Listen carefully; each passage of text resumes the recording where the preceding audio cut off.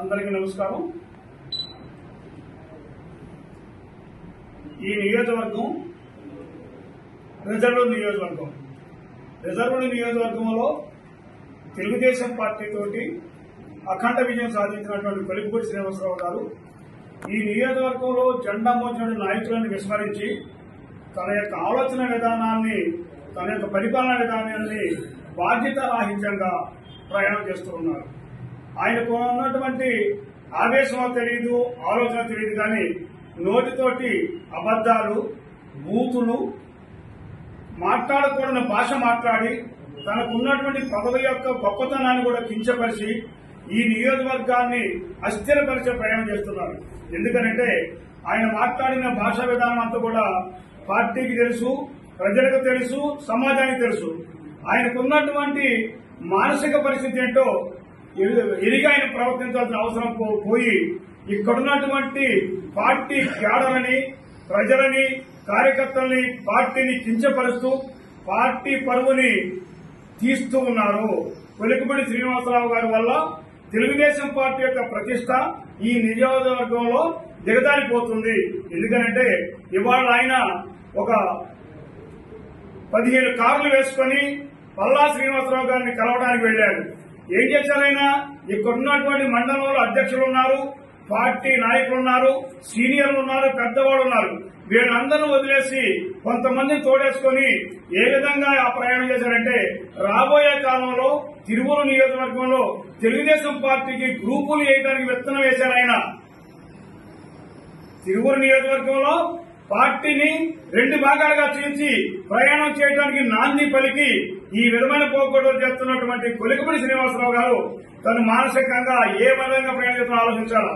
Party అధిష్టాన వర్గానికి ఇక్కడ జరిగిన విషయాలన్నీ అనేక మార్లు ఈ నియోజకవర్గం నుంచి పెద్దలు అందరూ తెలియజేస్తే ఆయనని పార్టీ కూడా ఒకసారి మందలిచ్చిందని ఏదో చెప్తున్నారు, కానీ ఏం మందలిచ్చినారో తెలియదు, ఏమన్నారో తెలియదు.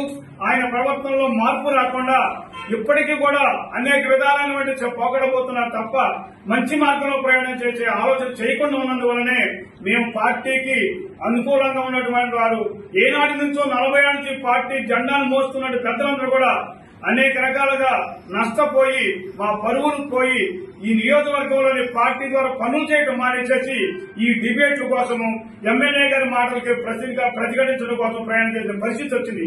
ఈ దుస్థితి నుంచి మమ్మల్ని బయటేయాలంటే పార్టీ అధ్యక్షులు చంద్రబాబు నాయుడు గారు, లోకేష్ గారు ఆలోచించి ఈ నియోజకవర్గంలో ఉన్నటువంటి కొలికిపూడి శ్రీనివాసరావు గారికి పనిష్మెంట్ ఇస్తారో, మందలిస్తారో, మార్పు చేస్తారో మీరు ఆలోచన చేసి సరైన పద్ధతిలో మాకు ఒప్పచెప్తే తప్ప ఈ నియోజకవర్గంలో అధికారంలో ఉన్నటువంటి ఎమ్మెల్యే గారు అధికారంలో పార్టీ ఉండి మన పార్టీ ద్వారా అన్ని రకాల కేడర్ కూడా గ్రామాల్లో ప్రజలకు సేవలు చేయాలనే ఆలోచనలతో ఉన్నాం. కాబట్టి మాకు మేలు చేయవలసిందిగా కొలికిపూడి శ్రీనివాసరావు గారికి నేను గమనించింది ఏంటంటే, పాపం అందరూ చెప్తున్నారు కొలికిపూడి శ్రీనివాసరావు గారు ఈ నియోజకవర్గంలో తెలుగుదేశం పార్టీకి ఓటేయలేదు, తాటికొండలో ఓటేయలేదు, ఆయనకి నియోజకవర్గంలో ఏ గ్రామంలో కూడా ఓటేయలేదు. అంటే కొలికిపూడి శ్రీనివాసరావు గారు సైకిల్ గుర్తుకు ఓటేయలేదన్నమాట.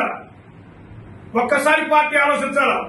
మన పార్టీకి ఓటేయకుండా మన పార్టీలో అధికారం పొంది ఎమ్మెల్యే అయ్యి ఈ పార్టీ నాయకత్వాన్ని, పార్టీ కేడర్ని, పార్టీని నాశనం చేస్తున్నటువంటి ఈ కొలికిపూడి శ్రీనివాసరావు గారు ఏ విధమైన పోగడబోతున్నారో అధిష్టానం వరకు జాగ్రత్తగా ఆలోచించాలని కోరుతున్నాను. శ్రీనివాసరావు గారు, పల్లా శ్రీనివాస్ గారు, మీకు నమస్కారం కూడా చెప్తున్నాం. మీరు సరైన నిర్ణయం తీసుకోండి. చంద్రబాబు గారు వచ్చిన తర్వాత మాట్లాడతామని అంటున్నారు. చంద్రబాబు నాయుడు గారు వచ్చిన తర్వాత 8వ తారీఖున మాకు అపాయింట్మెంట్ ఇప్పించండి చంద్రబాబు గారితో. ఈ నియోజకవర్గంలో ప్రజలందరూ వెక్స్ అయిపోయారు, ఆడపిల్లలు కూడా బాధపడుతున్నారు. ఈయన యొక్క ఆలోచన మంచిది కాదు, ఈయన యొక్క క్యారెక్టర్ కూడా మంచిది కాదు.